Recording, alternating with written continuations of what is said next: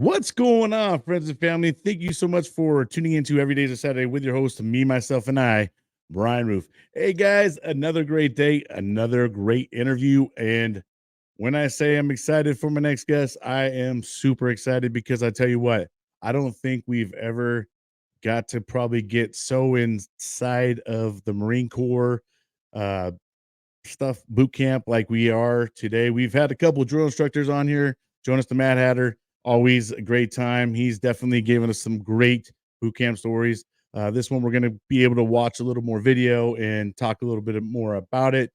But my next guest graduated from Marine Corps boot camp on May 5th, 1995. He attended Marine combat training at Camp Pendleton and then Motor T. Subsequent duty stations included Iwakuni, Japan, 29 Palms, California, and MCRD San Diego for drill instructor duty. In 2004, he became the protocol chief for MARFORPAC, 3-star commanding general. He deployed to Iraq in 2006. Based in Asad, Iraq, completed 27 combat missions, 13 as a platoon sergeant and 14 as a platoon commander after his lieutenant was severely injured in an IED attack.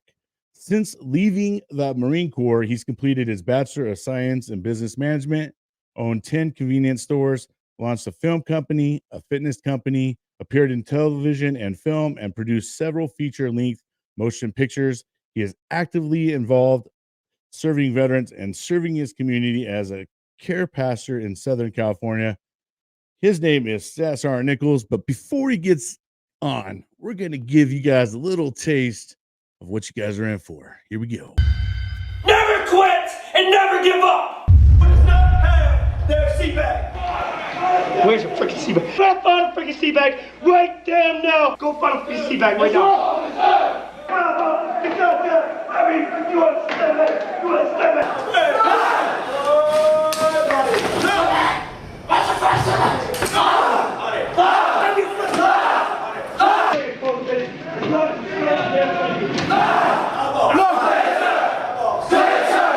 I know what I said. You still want to go sign up? Get outside right now.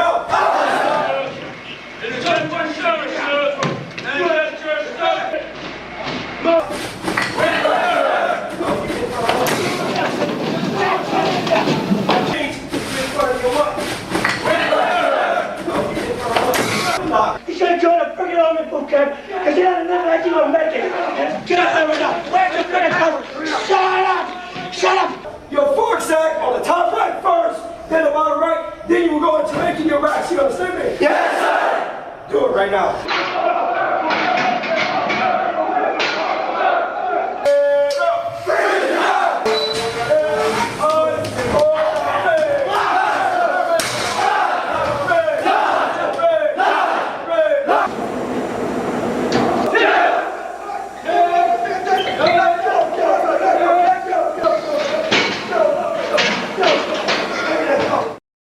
All right, and with us we have Michael Asad Nichols. What's going on, brother? Hey, how you doing, sir? Thank you for having me on the show today.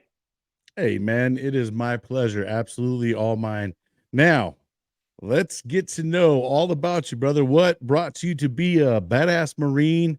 And tell us about your Marine Corps career and all the great things that you got going on today. All right. Hey, first and foremost, my name is Michael Nichols, also known as Asad Nichols. I'm originally from Louisiana. At the age of 18, had no clue what I wanted to do with my life. My brother signed up in the delay entry program for the Marine Corps about a year in advance. And 2 weeks before he went to boot camp, his recruiter said, "Hey, Michael, I'll give you $1,000 if you go to boot camp with your brother." I was like, $1,000? From Louisiana, we had nothing growing up. I'm like, $1,000 sounds like $1 million. Marine Corps recruit training, don't know anything about it. Let's do it. And so both my brother and I went to boot camp February 13th, 1995. 3 days into boot camp, my brother slipped a disc in his back, got kicked out of the Marine Corps. And I had a choice. Remember, we were on a buddy program, so I had a choice. The drill instructor goes, "Come here, Nichols," and I run over and he's like, "Your brother's going away. And let me guess, you're going to want to go away with him as well." And I was like, and he's like, "You got 1 minute to go talk to your brother and decide if you're going to stay in the Marine Corps and become a Marine or go home and be nothing. And so he gave me an ultimatum. I ran over to my brother. My brother was like, "Hey, look, I can't continue. My back's done, but stay and do it for us."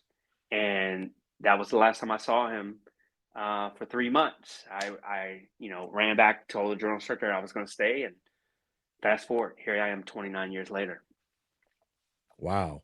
Well, I'm surprised they even give you a choice, like Yeah, like I had no clue, even, right? I yeah, had no clue what I was doing. I had no preparation. Like most people join the military, they work with a recruiter, they show up for training once a week. I had no clue at all. I was completely discombobulated. I just showed up and followed orders, go left, go right, whatever the case may be.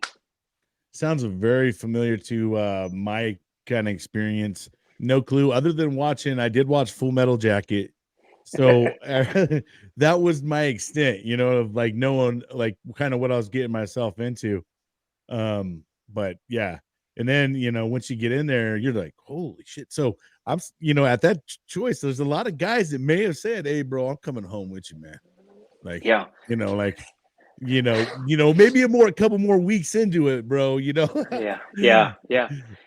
I remember in boot camp. So like, my brother went away, and then we got dropped to our platoon. You guys were at And Camp Pendleton, yeah, MCRD, yeah, MCRD San San Diego Diego, and right. Camp Pendleton, a Yeah, combination yeah, of both. And I remember being in recruit training. We back in the day we used to have mess duty, and I don't right. know if you know what that is, but mess duty No, is basically a 1 week you're either cutting grass, you're at the chow hall, you're on working party stuff, I was so on and tossing so. salad. Yeah, I got put at the chow hall, but the reality of it is I started to find myself as a recruit mimicking what the drill instructors were teaching me. And I started to feel this urge of, man, I think I could become one of those guys. So like from day one, no, not day one, but into my training, I realized that that was something that interests me. And of course, it took 6 years of being molded and mentored to become a Marine and deploy and come back from deployments and go on field ops and then I realized that becoming a Marine Corps drill instructor is something I have to do before I get out of the Marine Corps. Now, did you go to NCO school and all that before you ended up So going, or because of deployment and all yeah, that stuff that yeah. interfered? Because I know I wasn't able to go to NCO school, and So I was stationed in Iwakuni, Japan, my first year. right, Came back from Iwakuni, Japan. Got stationed in Twine Palms, California. I ended up going to corporal's course and sergeant's course, then DI school, then staff academy, and then I ended up getting out of the Marine Corps after 12 years.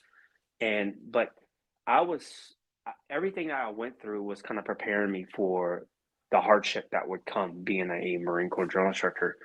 And it was the hardest thing I've ever accomplished, but the most rewarding and fulfilling for the rest of my life. Like a lot of Marine Corps drill instructors go there and they get that persona, and then they leave and they carry that persona on.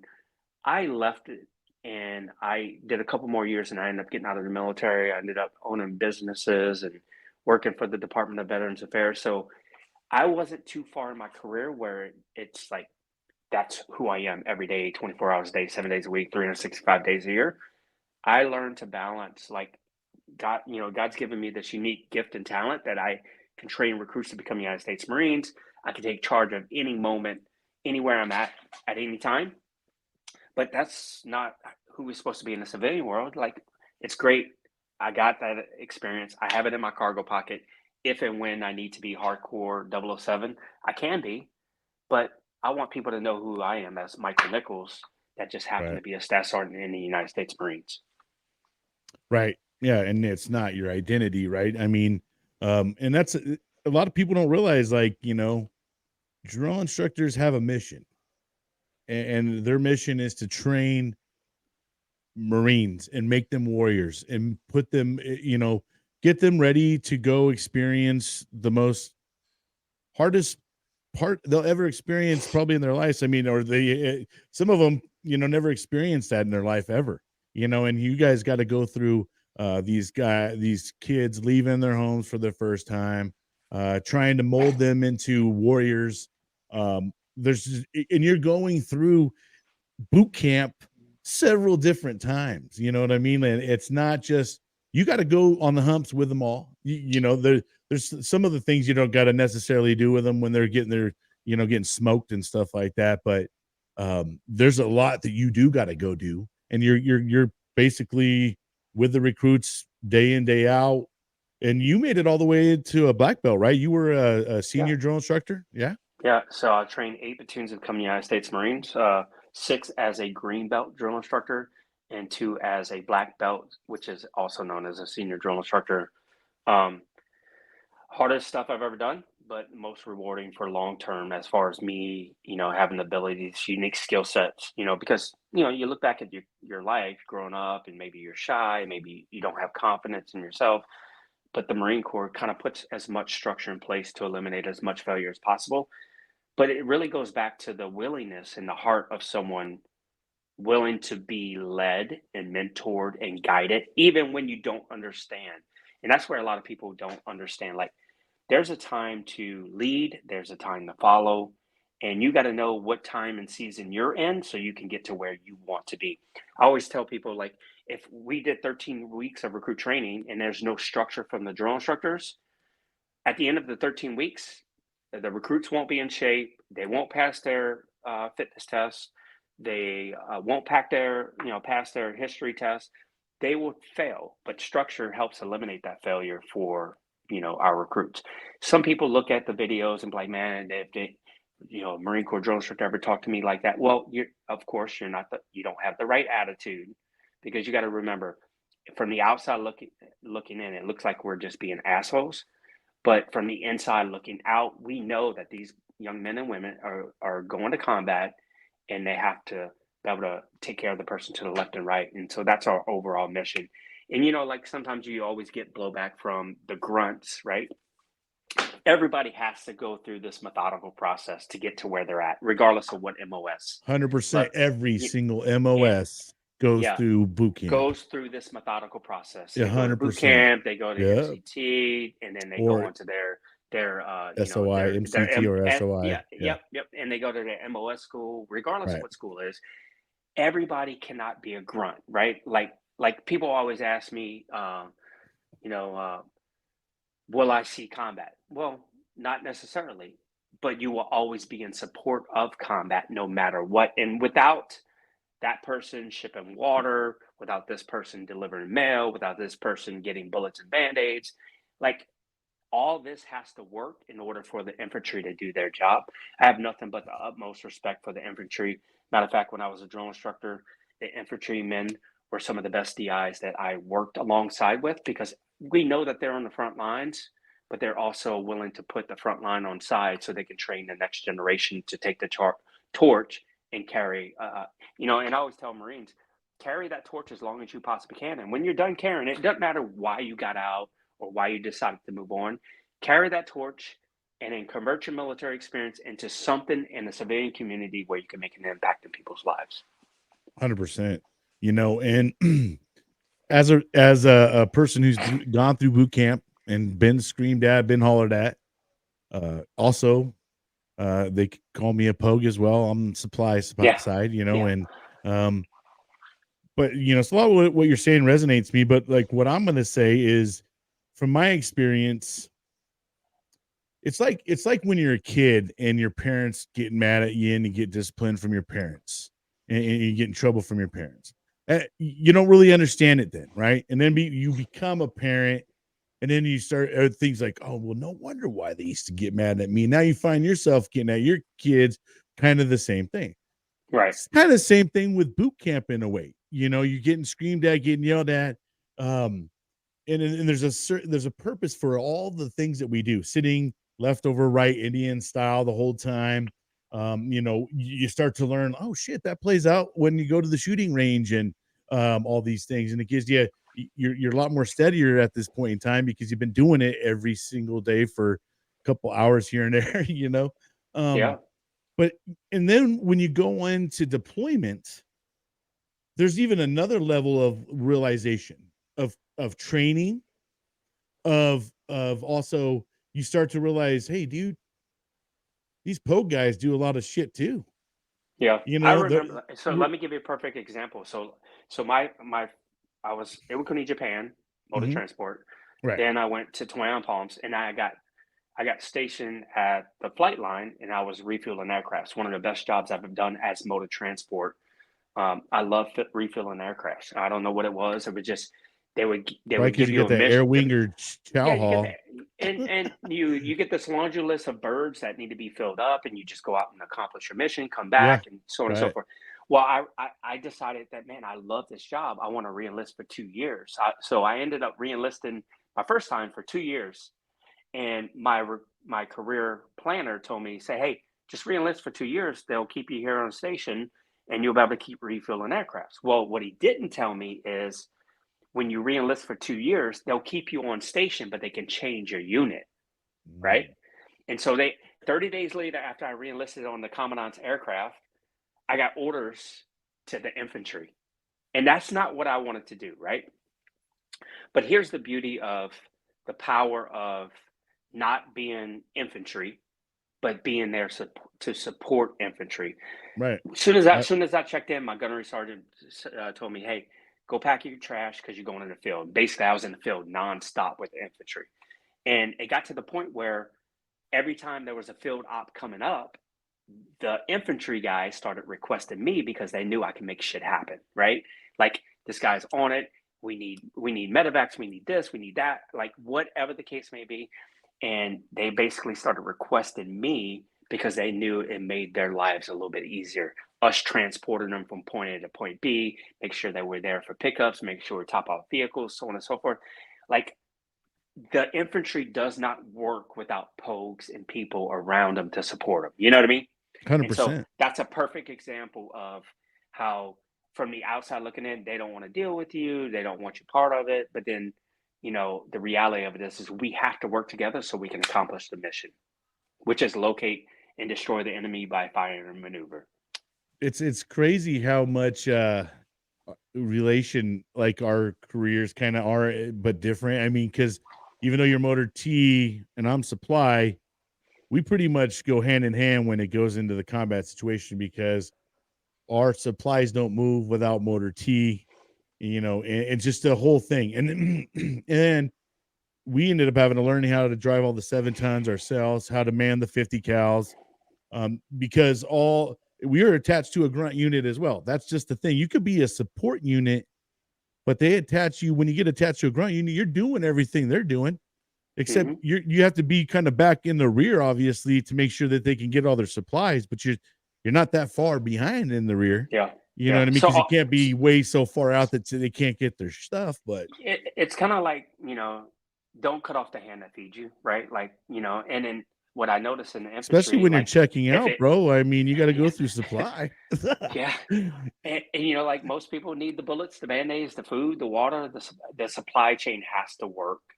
And so, for any infantrymen out there that look down upon the pogues, look, this doesn't work without one, without the other, and vice versa. Like, don't cut off the hand that feeds you. So always give honor where honors due, give credit where credit's due. We're all United States Marines, and make sure you take care of the people that are taking care of you.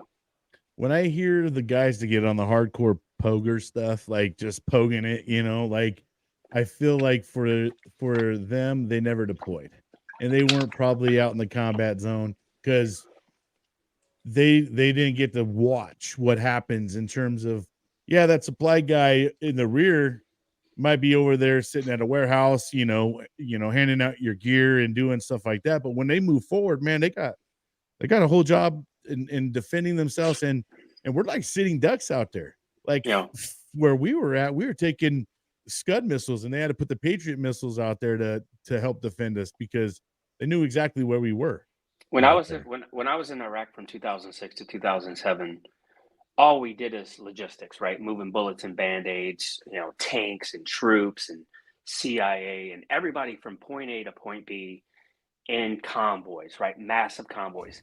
Yeah. When I went to Iraq in 2006 and 7, the number one threat was IEDs. It wasn't rounds coming down range. It wasn't mortars coming in. It was they at nighttime Roadside.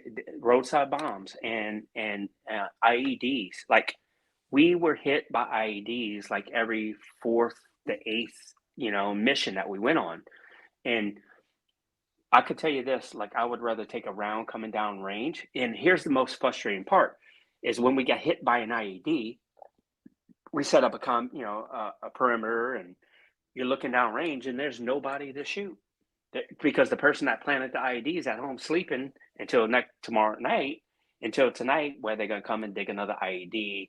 And then, so many times I rode over IEDs, and by the grace of God, it didn't go off on my vehicle. Sometimes it went off on a convoy, an Army convoy that was following behind us. Sometimes it was in front of me. Sometimes it was right after I rolled over the IED, the vehicle behind me hit. By the grace of God, look, I had, a hedge of protection over my life. But I can tell you right now, like the most frustrating thing about me serving in combat is there was no one to release the anger and emotions and the frustration with, because there was nobody to shoot. If you look back, if you Google on YouTube and you look at, IED attacks, somebody's in the mountains hiding a mile away, recording what's going on so they can post it on, as propaganda online. Yep. That was the most frustrating part about being going to combat for me. Yeah, bro. As a matter of fact, two of our motor T guys got really bad. One of them, he was getting ready to, when he got out, he already had a scholarship to go play at Arizona for a football team. They were rolling through the town, hit an IED. Man, lost eye, lost his eye, hands, like it just was a bad situation for two young guys that had their whole life ahead of them. But yeah, bro, like IEDs became our biggest enemies over there. And the hard part about it is that's their territory, that's their turf, right? They know all the turns and they know where you have to go to get to somewhere, right? And that's just the thing, and I know Marines, our tactics are a little bit different, I think, than others. And I won't share any of that, but especially on our movements. But I think that we try to avert that as much as we can by doing, different movements. But there's also you have to go through there, and there's only so much clearances that can happen, and sometimes they get missed. And unfortunately, the only way you find them is someone rolls over and you lose people, or you take some major injuries. Yeah, it's for those that don't know what IED stands for, it's improvised explosive devices out there. Anyway, switching back to being a Marine Corps drill instructor, what did I do special to get a movie director embedded with my platoon? Yeah, that was actually going to be my question, so that's great. Yeah. So let me give you what really happened. So we had our Marine Corps ball. I just got promoted from sergeant to staff sergeant. Went to the Marine Corps ball, and at the Marine Corps ball, I find there's this guy walking around filming, right? I'm like, what? Why is he walking around filming? And then my series gunnery sergeant said, "Hey, a movie director is going to be embedded with your platoon because you're a new senior drill instructor and you're on the first deck." That's it. I didn't do anything special, but fast forward 20 plus kind of years voluntold. later, yeah, voluntold, right? Like a lot of people, like they get mad at me because I post stuff about inside Marine Corps recruit training, but I didn't do it. I was voluntold. Here's what's going to happen. Don't F it up, right? Don't screw it up. Don't get caught doing allegations on camera. So like, fast forward, I got out of the military, and then my entertainment company now owns all the footage that was captured on my platoon. So now I'm able to release it to the world, but it was voluntold, not volunteered. Yeah, 100%. And so now talking a little bit about that, did you catch a little flack from fellow drill instructors and stuff like that? Because they're like, they didn't want, sort of the laundry to be aired, so to speak. Well, it's a combination of all of it. Number one, like I had other seniors say, "Hey, go to his." So there's a lead series and a follow series, right? So the bottom decks, the guy that was at on the follow series, he could have easily been the one filmed, but he was like, I don't want no freaking camera crew following me. Yeah. You know what I mean? And Right. so Yeah. I was the boot senior, so to speak. Like he was on his third senior cycle. He's like, Sure. I don't want no camera. And so on one Fell on hand, you. Yeah. people like, I don't want no camera on me. Then on the other hand, you have other seniors like, oh, they should have filmed me. And then on the other hand, you have other people saying, oh, you because they're filming, you got to remember behind the camera standing the company commander, battalion commander, company first sergeant, series gunnery sergeants. You have all these people behind the camera. So you can't discipline the recruits like you normally would because you're threading that needle between allegations and issues and problems and being pulled. So normally it takes about a week to get my platoon snapped in. That platoon took me about 3 weeks to get them locked in.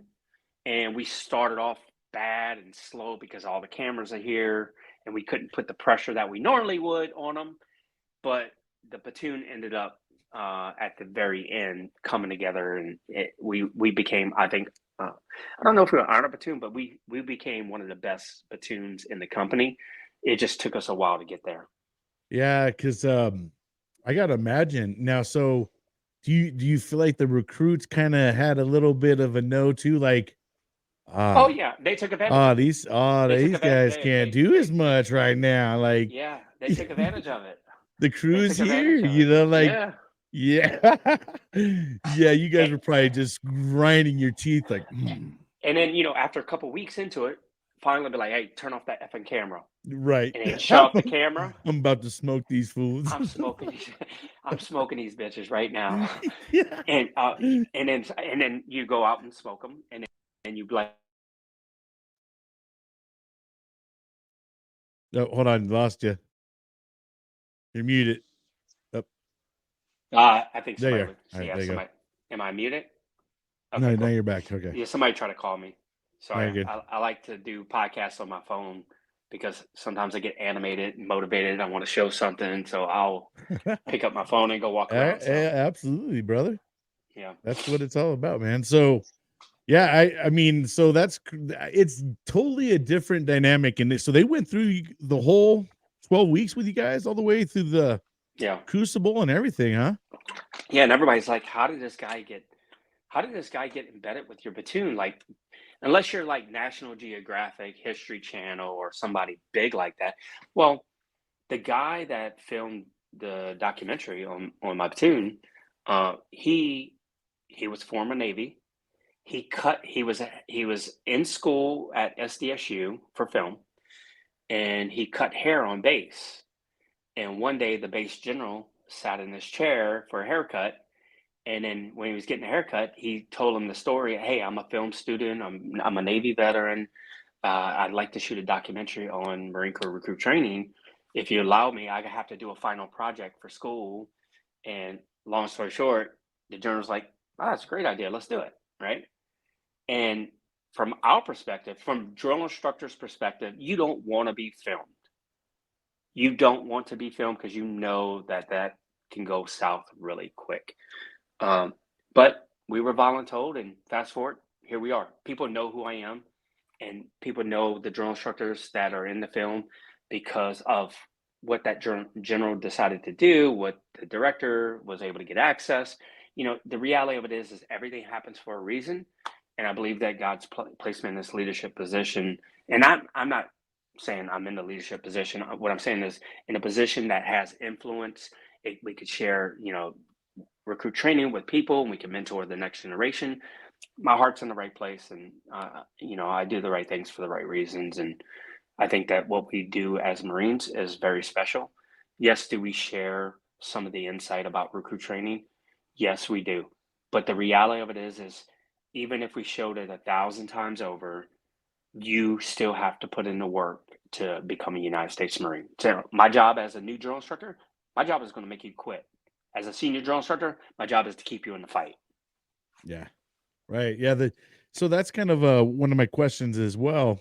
Before we kind of get more into that too, talk about the difference between being a green belt and then transitioning into a black belt and kind of what that relationship entails with the recruits. Because, the way I guess I looked at it as a recruit is like my senior drill instructor is kind of like daddy, you know, and the other guy's just there to the junior, you know, Cap, he's just sitting there chewing our ass constantly, you know, and all over us.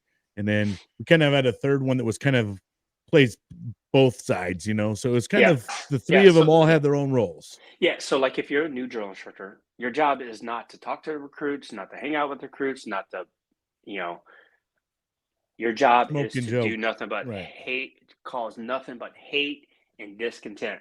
Like, like put so much pressure on them that they have no choice but to change, right? Just on them. They ask a question, he's just chewing them out. And then you're breaking them down. You're breaking them down. And then you got the next person, right? Which is like the third hat. So you got the fourth hat, which is hate and discontent.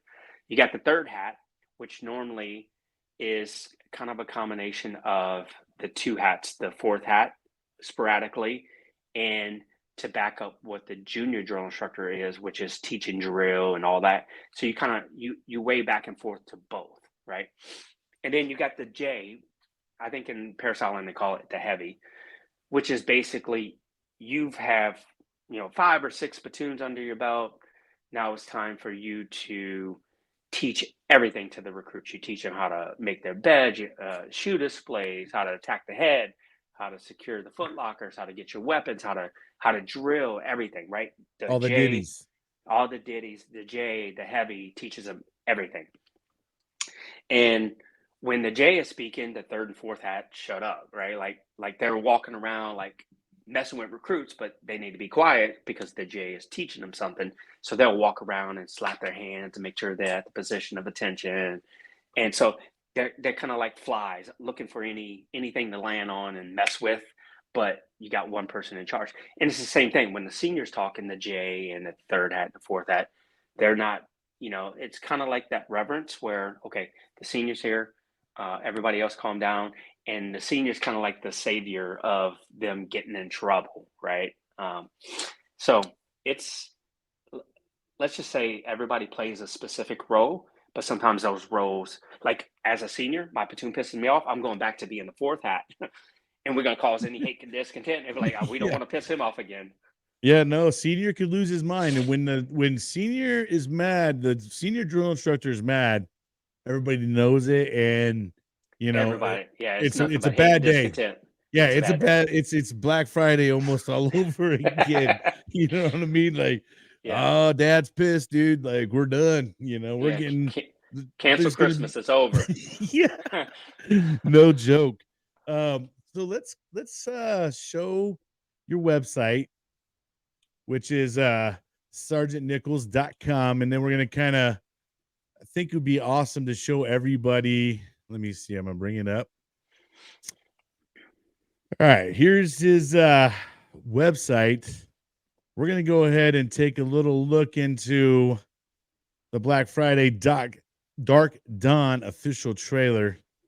And everybody's in for a little treat here. Let's get a little insight.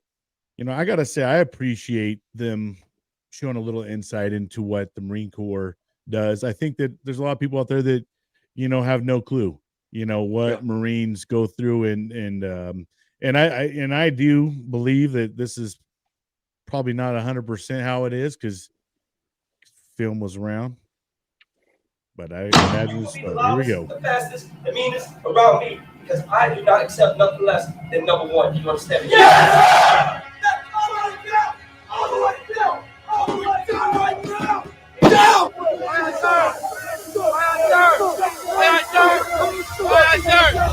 Meanest, the fastest, the hardest. I told you that from day one. PT every day. PT every day. Build your body the Marine Corps way. Build your body the Marine Corps way. You're an individual. We will weed you out and send you back home. Do you understand that? Yes, sir. Drill instructors here can do as they want. In this environment, things can be very strenuous. You're going to be doing things to your body that you've never done before.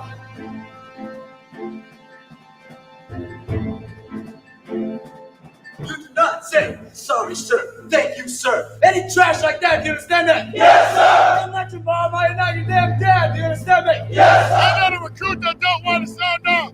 A 70-year-old woman walks faster than this. 70 senior citizen women with walkers. Move faster than this. He's some damn mama's boy with a speaking dog and thumb in his mouth, crying and whining and longing for home with rubber rounds flying down range. I need him to cover my back, you understand me? I'm gonna lose my mind on you already. Care less about how much you miss Susie, you understand me? Yes, sir. You know that figure, I'm watching this area, you watching that area, no one's gonna speak up on me, cut my damn throat, you understand me? You're on a hunger strike? No, sir. So you're not refusing to trade, are you? Yes or no? We're gonna suck it up. Take 800 milligrams of that. Suck it up. Gonna go? Yes, sir. That's like Motrin, but it's a man kind of thing. We got that? Yes, sir.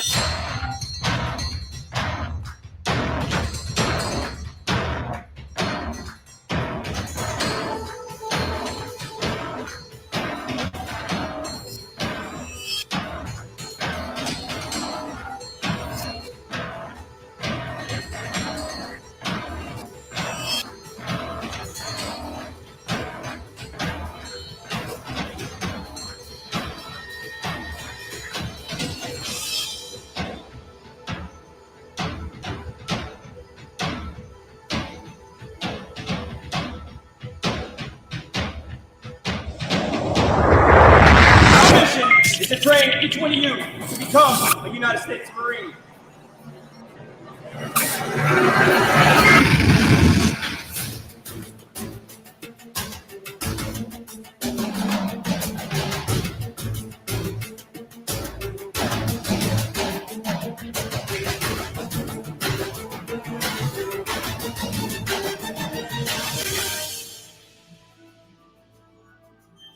Whoever kills whoever first. We got it? Yes, sir. I told you the first day you got here, I will not give up on you, even after some of you have given up on yourselves. If you quit on yourself, you'll be a quitter for the rest of your life. Ready to fight? Yes, sir. Ready to fight? Yes, sir. Hey, this is what being a Marine's all about, you understand? Yes, sir. How do you want to be remembered? How do you want to be remembered?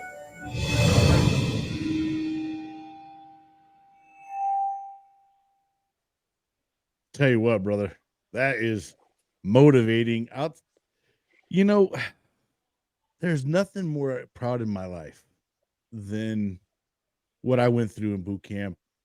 I chose to be a Marine. It was me that went and signed up. It was me that went to the recruiter. It was me that swore in. It was me that went in there and grinded, next to my brothers, for 12 weeks. But to stand on top, man, and receive that EGA, gosh, I mean, that was just, I cried like a bitch. I was up there. my buddy Good Enough was sitting there pushing me like, shut up, bro. I'm saying, because at that moment, man, it was like a flashback of all the things, the sacrifices, the commitment that made me get to where I was and made me earn that title. Yeah. I'm getting goosebumps talking about it because honestly, bro, besides having my kids, that was a great moment in my life, but becoming a Marine, it was a defining moment. It was a transformation. Amazing. Right. Cannot be explained. Like, it doesn't matter why you joined the military.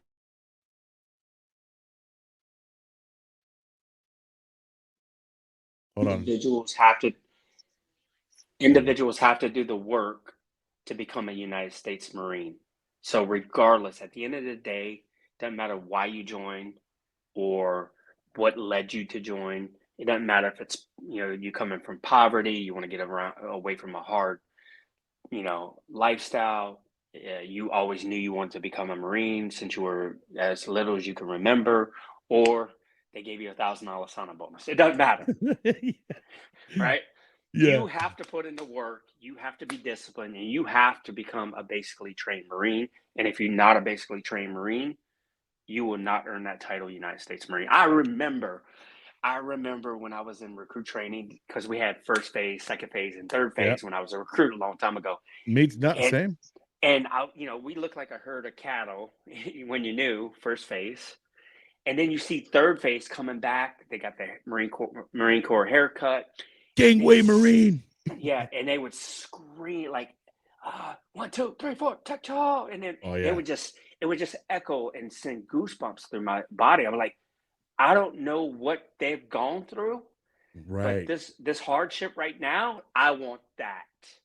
And that was the game changer for me. Like they would march and hit their heels are just driving, and it's like thunder coming, right? Like these bad mother, and they were in recruit training, and a first phase recruit looking up at third phase recruit, man. I don't know what they've gone through, but I got to get there. Yeah. I mean, it is something different, and to hear it in their voices, to see them and the way they attack the chow hall, because we they have us attack the chow hall, but they attack it differently. It is a thing, and I mean, even when I was done, man, I remember my parents. They came to graduation. After graduation, went to a hotel. That morning, I got up, put on my skivvy shorts, my PT shorts, my skivvy shirt, and my green sweater, and I went for a run, man. I was just feeling like top of the world, and like I could run miles no problem. Like Yeah, I could almost fly through it. It's just amazing, that transformation, and you go from kind of being unsure about yourself to being assured of yourself, and full of piss and vinegar. And that's, yeah, a lot of us Marines, people go like, gosh, damn. Well, that's a level that we've gotten to because you need it. You know, yeah, you got to go into a situation knowing you're going to kick ass, not like, I don't know if I can do this or not. No, you yeah. need to go into that ready to fucking do it. Because if You you could go see in there, yeah, you could see the difference. Like first phase, second phase, whatever. Like first phase, you're like 1, 2, 3, 4, tack chaha. 1, 2, 3, 4, tack chaha. Aye, sir. And then once you go through second phase, which is like the combat training, hiking the mountains, setting up bivouac sites, going through all that hardship, they come back the from that, suck. and then the drill instructors like you're like 1, 2, 3, 4, tack chaha, and then you could say it as low as you want as a drill instructor, and they'll spit it out like piss and vinegar. But in first phase, if you're low, they're low. If Yep. you're high, they're high, right? Like you get them to a point where, and it's called discipline, right? Instant willingness, obedience to orders, right? In the beginning, there's no discipline. We put structure to help build that discipline, but all the hardships, holding the rifle, going to the pit, running the obstacle course, the confidence course, going to the field, like next thing you know, like, man, I can freaking do this. But without the structure of Marine Corps drill instructors, the recruits are never going to get there on their own. There's power in partnership. It doesn't matter what MOS you served in, how long you served. Reality of it is we carried that torch as long as we possibly can, and we made an impact in people's lives. And I like to say this to my fellow veterans.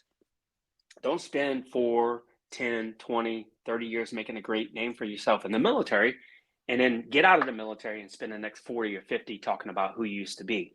You have a unique skill set, and you have a unique discipline. And when we don't have the structure of the military, we start to lose that discipline, and the things that we don't want to creep up in our lives start to creep up. I challenge every veteran that's out there, convert your military experience into something that you're passionate about, and go spend the next 30 or 40 changing the world. Yeah, 100%. And that's one thing I do see is anytime you see veterans out there going and putting their heart into something, some great things come out of it. I've some great nonprofits out there, some amazing nonprofits out there, because there's some selfless individuals still out there putting in a grind, wanting to create great communities for their brothers and sisters, because a lot of us feel disconnected a little bit when we get out, because here we go from this unit when we're always all together. We go here, we go there. We're always with a group of folks, right? Then we all get sent home. Now we're removed, and some of us live miles and miles away from each other. So we just get really removed from all that stuff, So when you are able to find communities and stuff like that, it's another way to feel like you're part of something. And yes, we all had a career, but that's something that helped us to get to where we are. And we still have a mission out there for ourselves and to others to keep on driving. And I think that some of the most successful people are out there. If you look into some of the most successful businesses and stuff like that, they're all military veterans that just kept having the drive and the force to want to do it. Yeah, it's very rewarding for me to see a lot of service members get out of the military and become successful. I ended up leaving the Marine Corps March 25th, 2007.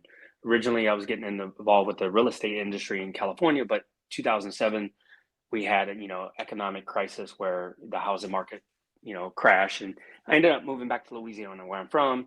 I started off owning 6 convenience stores. I grew to 10 in 2 years. My first full year in business, our company generated $49.5 million in gross revenue. Things were great. And in the middle of all that success, one of my best friends, who was a Marine that followed me through recruit training and became a Marine, he got in a car accident, got severe migraines, got addicted to pain pills, got discharged from the military. He ended up committing suicide. His name's Nicholas Gamble.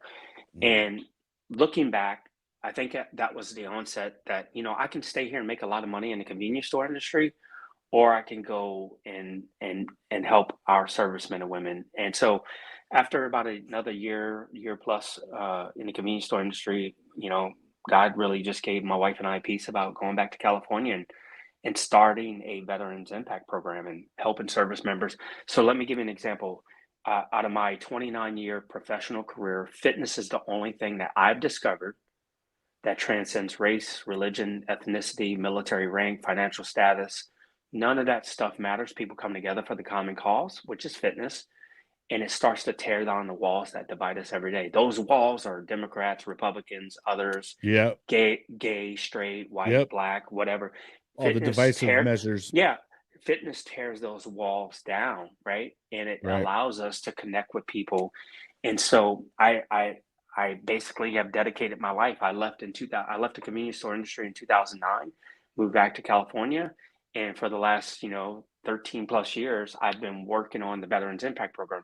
I currently serve as the military director for F-45 training, and what we've done, for those that don't know what F-45 training is, it's a global fitness company. It's high intensity interval training. It's a group exercise. There's over 3,000 studios sold in 74 countries around the world. Mark Wahlberg's one of the owners of the company. Long story short, great organization. And I proposed to them. After 8 years of doing my own fitness business, I closed my business on a Friday, joined F-45 on a Monday just to work out with the group. Fell in love with F-45 and realized that they had the infrastructure to help as many transitioning service members as possible. So I did an executive summary to stand up a military division for F-45. And long story short, I've been with F-45 now for 4 years. We have a Department of Defense approved skill bridge program. And what that basically means is the last 6 months of their military career, they can apply to become an intern with F-45, and we'll train them, we'll educate them, and we'll prepare them to be considered for our internship training program, and they get a job when they get out of the military.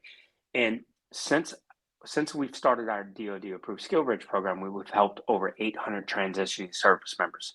So right now in real time, I have over 150 active duty service members that are interns at F-45 training studios all throughout the United States. I have another 162 pre-approved to join our program within the next couple months. And I have another 350 in the chute trying to get their military command approval to join. So that's the power of fitness. I like that, like it doesn't matter, engineer, doctor, whatever. People love fitness because it tears down the walls that divide it. Even if they get out of the military and do it part-time or full-time or become an owner, it doesn't matter. The reality of it is my job is to help bridge that gap between them getting out of the military and into a new career. And that's what I do every day. And then also the second thing so that's transitional readiness. The second thing I do is I help working on placing F-45 training studios on military installations. We put our first one on Marine Corps Air Station Miramar. Our next one's supposed to be Marine Corps Base Hawaii.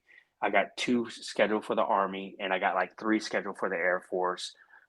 So things are moving, and the reality of it is God's given me this unique skill set to help service members with combat readiness and transitional readiness. And that's what I do. I wake up every day full time. I work out. I'm 47 years old. I wake up, I kick my own ass, and Yeah, I'm man. staying in shape, and I'm helping as many service members as I possibly can.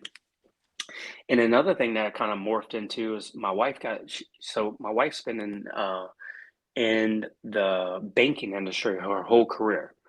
And about 6 months ago, her bank, Union Bank, got bought out by US Bank, and there was a merger and acquisition, and she got laid off. Right? And I was like, babe, you're laid off? Why don't you start a company, and why don't you just take what I've done for F45 and start helping other companies do what we've done at F45? And so now my wife's kind of morphed into, she works with companies.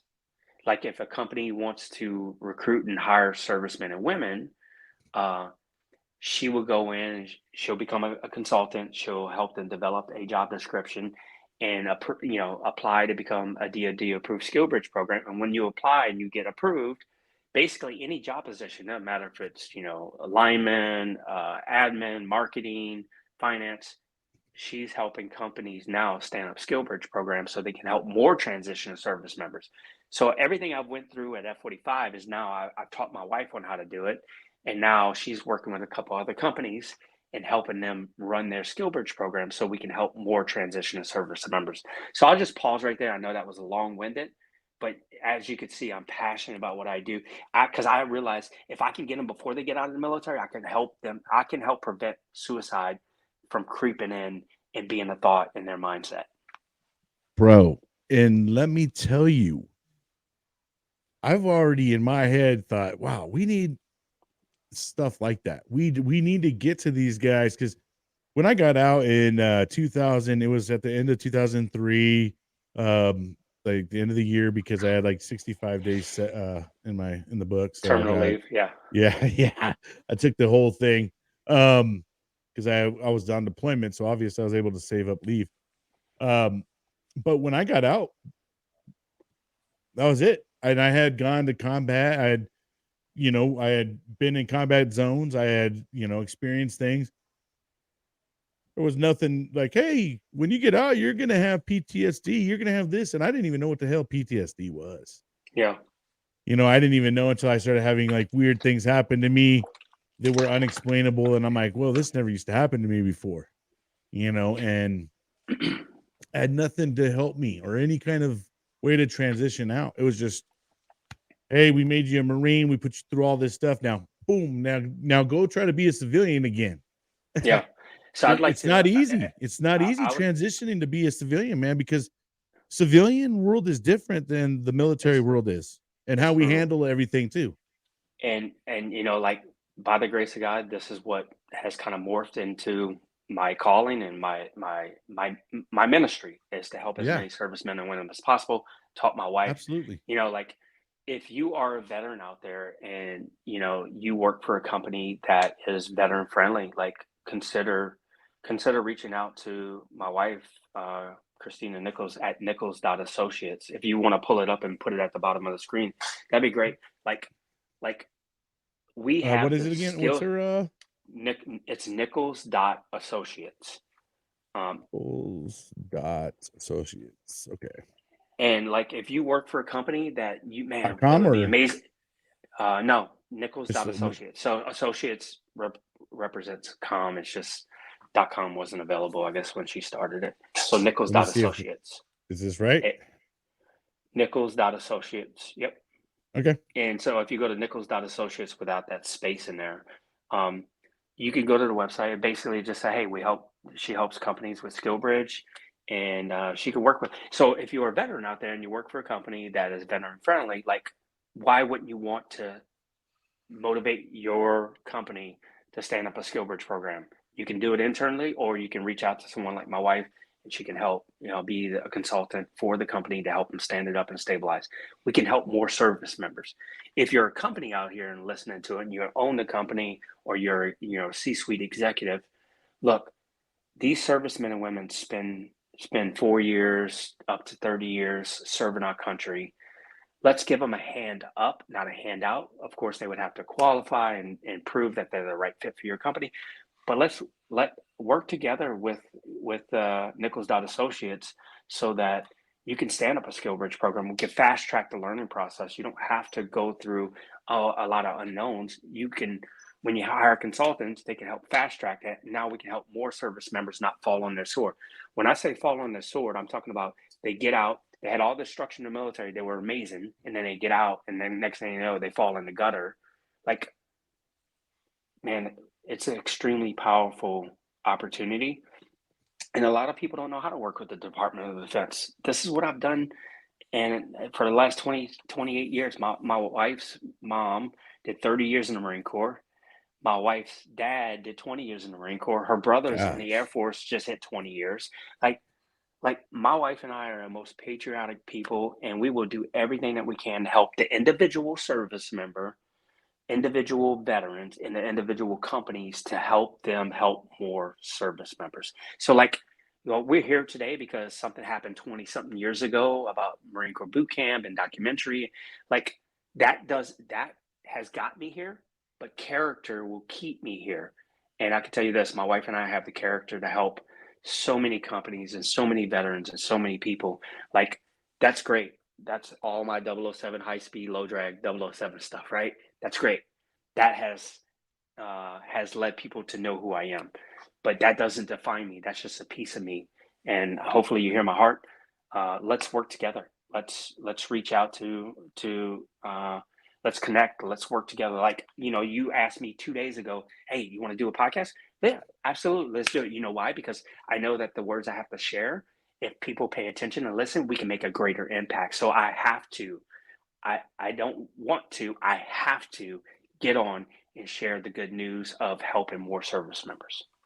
And you are extremely approachable, bro. Like, I didn't know how I was going to go, hitting you up and messaging you, if I was going to get an auto reply or not. Cause you do got a hell of a following and stuff like that. And I'm sure you do get quite a bit of messages. So I was absolutely elated, bro. Like, oh man, well, I just hopefully you hear my heart. Like, I want people to know, like, you're a leader, brother. You're a leader. You're a natural born leader. There's something about you guys, you drill instructor guys, man. There's a whole nother level of Marine to you guys. I gotta say, because even my buddy Gunnery Sergeant Cruz, one of my past guests, he's a good man. Even though he's working on his master's degree, putting up a law firm with his wife. Yeah. I'm just like, bro, you guys are killing it, man. And inspiration to all of us out there, and showing us that, hey, just because, we're out or we did something then doesn't mean that we got to stop or we, have to stop.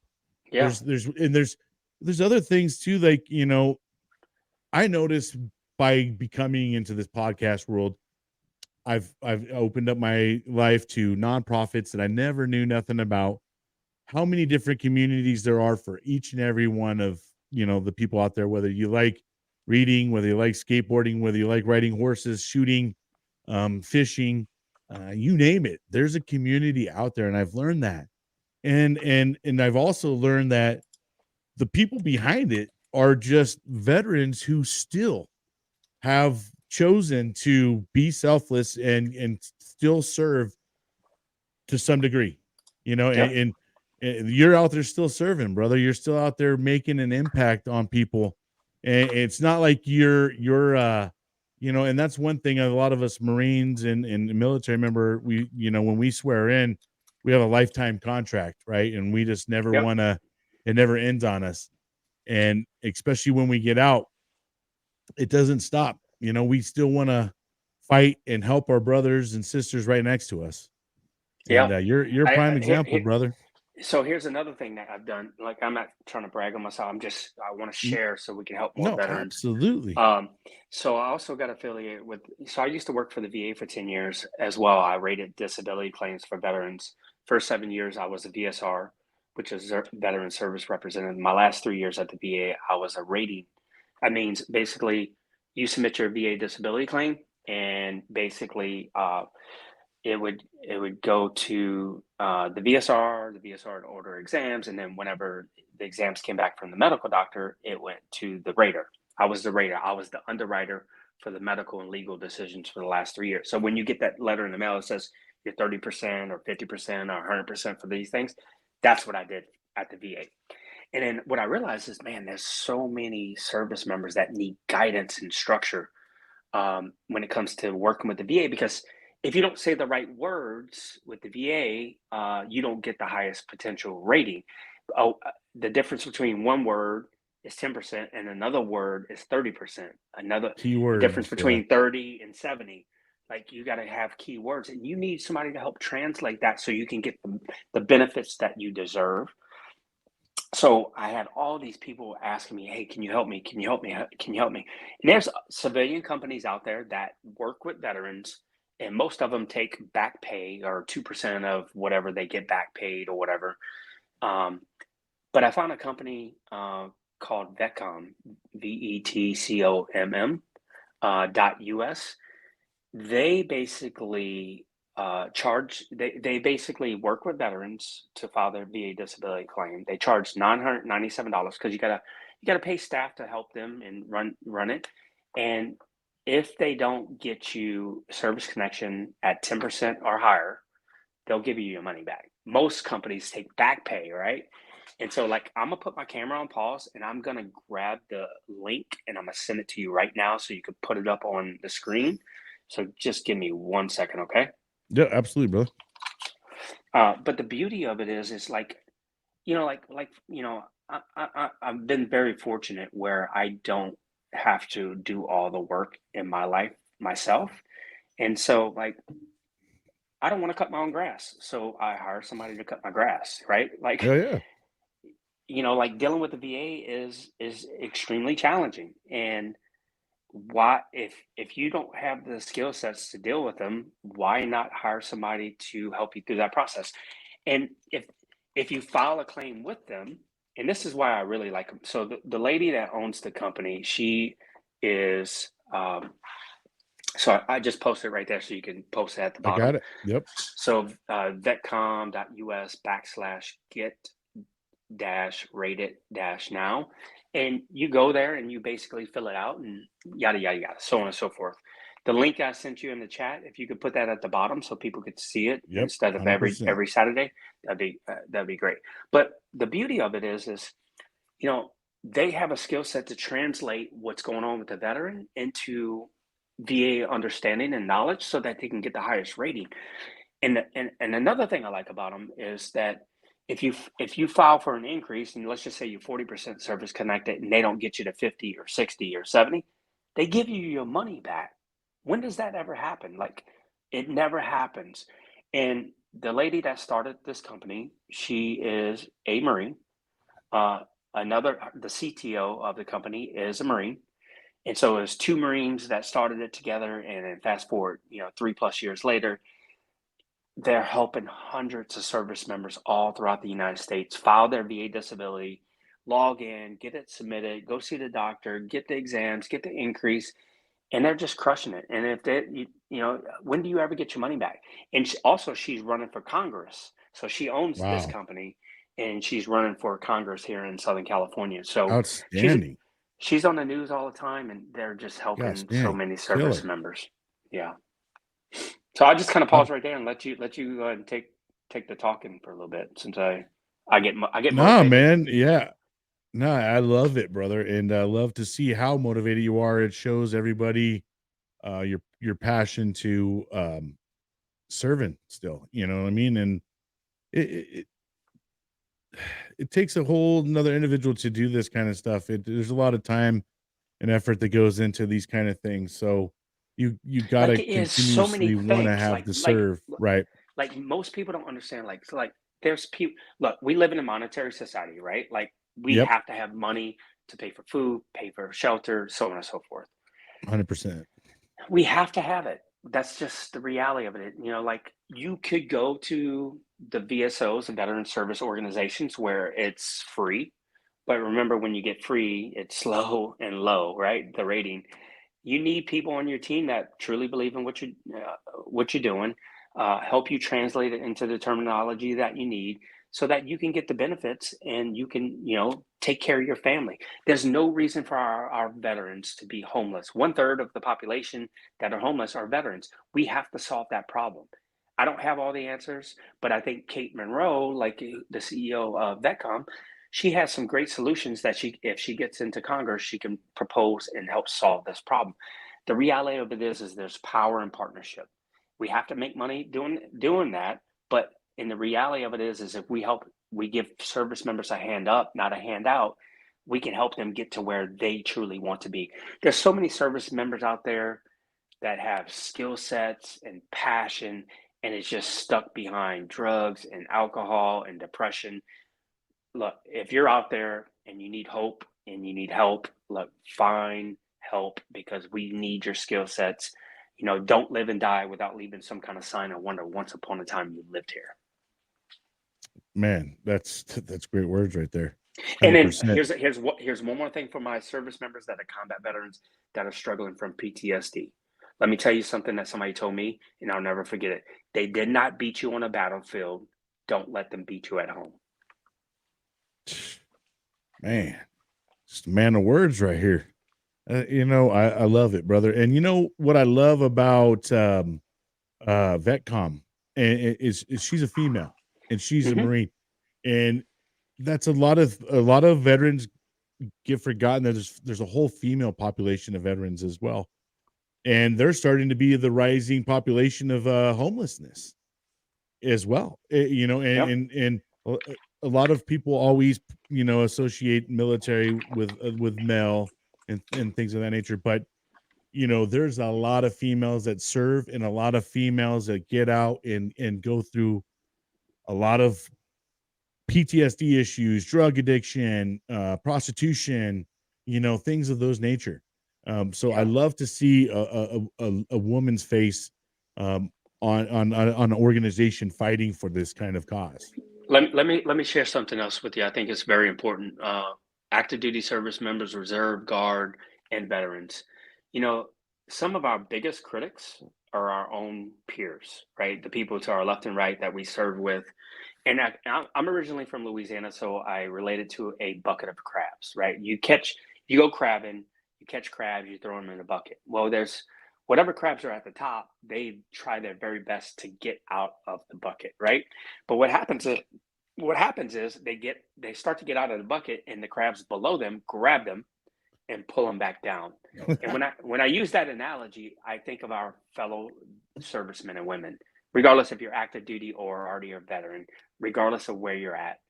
Let's not be crabs. Let's not reach up and pull down our fellow servicemen and women because they're doing something good. Matter of fact, we need to help push them up. Say, hey, words of encouragement. And instead of saying, oh, this is stupid, the podcast is dumb, why don't we say, hey, keep up the good work. Hopefully we make a great impact. Because you never know the impact. The words can change the trajectory of people's lives. Like some people wake up and like, I'm gonna go work out, and if I don't feel any better, I'm gonna commit suicide when I get back home. Or they can go work out, they run into you, and you're positive, and you give them hope for one more day. You know what I mean? Like the power of words can either build up or tear down. And I would encourage our servicemen and women, let's build each other up. Let's motivate and inspire each other. Let's force our service members to be successful. Matter of fact, when you see a service member that needs a hand up, give them a hand up. You see them hurting, say, hey, I believe in you. You can do this. Don't quit. Don't give up. Don't commit suicide. Like, let's encourage them to our left and right, and let's truly make an impact in servicemen and women's lives. I 100% agree, brother. And, we need to be the leaders amongst a world that needs help, to show that we want to build up and not tear down. We want to build our brothers and sisters up. Anymore, we see someone doing good, someone wants to tear them down and say all the bad things about them. And like, even though they're doing good, they want to find the bad in it, and we got to change that, especially on the veteran side. We got to cheer each other on. We got to be pushing each other. We see, them trying to do something. Well, let's get behind them and let's make them as successful as they can. That's something I love about this podcast, is that I want to help get all my brothers and sisters stories out, what they're doing out, and show the world that, hey, these guys are still serving this great country. And you know, it's just at a different faucet, a different way. So let's not forget Here's a that. great way. Here's a great way to look at it. You Yep. get out of the military, you're a veteran, right? You're supposed to convert it to something. You shouldn't be walking around where everybody just knows that you're a jarhead or a former drill instructor, right? You should be like an insurgent for your community, like leading and motivating and inspire them. Like you should be, creating sparks to create change and have ripple effects in people's lives. So many times they get out and they don't know how to convert, and like that's what I've really specialized in over the last 14 years. And now my wife is doing it with some amazing companies that are helping so many service members. So this is the onset of something amazingly beautiful, because there's power in partnership. The more you know, the further you can go. 100%, brother. You know, I really appreciate you coming on, man, and taking the time to talk about all the things you got going on, your experiences. We'll do a couple little class plugs as I bring them up. This is the website, SSGtNichols.com. Definitely go check that out. This is for the F45training.com with the workouts, cardio, meal plans. Definitely a great way to keep you on the health path. We got Nichols.Associates, which that's his wife, and she can help you guys, veteran companies and stuff like that, right? Mm-hmm. And then we got www.vetcom.us. You need help getting your rating increased, reach out and get yourself someone that can help you get what you deserve. Is there anything else that you would like to say before we go, Michael, Mr. Nichols, Staff Sergeant Nichols? Is there anything else you got for us, brother? Look, if you're looking for me on social media, everything is at Staff Sergeant Nichols. I'm on TikTok, Instagram, Facebook, YouTube. If you're interested in any of the content, I get a chance to go speak to groups and speak to Corporal's Course and other academies and different stuff like that. So I share those with the world. I'm not doing it because I want to. I do it because I have to. God's kind of put me in this position where I need to share positivity with the world, and I do it through my social media platforms. But I do show the hardcore Marine Corps drill instructor stuff which people want to see. But the reality of it is that you can't be that person 24 hours a day, 7 days a week, 365 days a year, 366 on a leap year. But the reality of it is look, if you need help, guidance, come on, man, you can do this. You're a veteran, you're a service member. Let's crush it. Let's show the world that we're amazing, we're smart, we're talented, we're gifted, we're motivated, and don't let what you can't do stop you from what you can do. Love it. And once again, brother, I appreciate you taking the time to come on here and give us all your knowledge and share your experiences. I appreciate you, brother. And you can reach out to me anytime you need anything, anytime you want to come back on again and share some more. Always an open seat to you, brother. And I love what you're doing, man. Keep motivating and keep changing lives. Amen. We need you. God bless, Semper Fi, and I like to say, hoorah. All right, friends and fam. Well, that's going to wrap up another great episode. I tell you what, that is probably one of my favorites. I always love hearing about the Marine Corps. Being a Marine yourself, there's no other feeling. I promise you, it is a feeling that no other can explain. But I hope you guys all have an amazing day. Remember, don't let the day kick your ass. Make sure you're out there kicking the day's ass. Until next time.